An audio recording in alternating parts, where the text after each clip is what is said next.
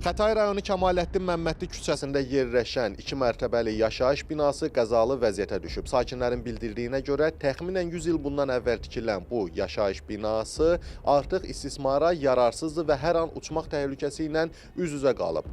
Sakinlər dəfələrlə bununla bağlı aidiyyatı qurumlara şikayət eləsələr də hələ ki onların səsinə səs verən tapılmayıb.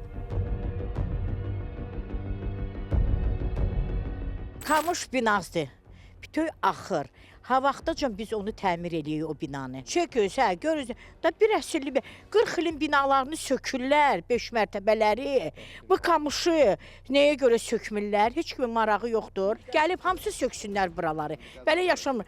Qazalı söz deyir. Nə gündədir, nə gündə deyiləsi deyir. Nə qədər biz təmir eləyik, nə qədər eləyik biz. Su axır başımıza, buradan düzəldirik, oradan tökülür. Onu gözləyirlər ki, yanıb tökülsün, onu da gələcəklər çarə qılmağa bizə. Mən də burada mənzilim var. İntihası mən heç evdə qalmıram. Mən kirəkeş çıxmışam. Evdə qalmaq mümkün deyil. Bildiyiniz qəzalı vəziyyətdədir. Dam başımıza uçur. İkinci mərtəbə başıma gəlir. Divar çöldən sökülür. Balaca bir şey deyil. Dağın başına bir dənə kubikin üstünə kubik qoyursan, hamı gəlir tökülür. Bunlar görmürlər şəhərin mərkəzində nə gündədir bina. Gəlsinlər vaxtında baxsınlar, görsünlər istismar müddəti keçmiş bina qalıb burada. Gedirlər 5 mərtəbəli daş binaları sökürlər. Binamız qəzalı vəziyyətdədir, çox bərbad gündədir. Su bir damcı düşdü evin içindədir. Pilləkənlər nə gündədir.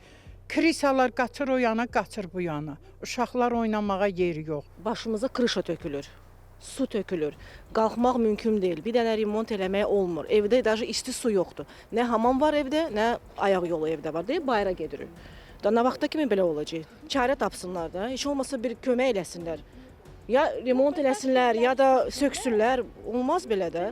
Mən burada 45 il yaşayıram, həmin vəziyyətdədir.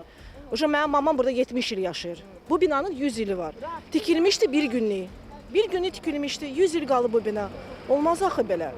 Külək olanda bina sirkələnir. Bu evdə yaşamaq mümkün deyil. Mən evin bu gündə olduğuna görə kirəyə çıxmışam. Hal-hazırda kirədə yaşayıram.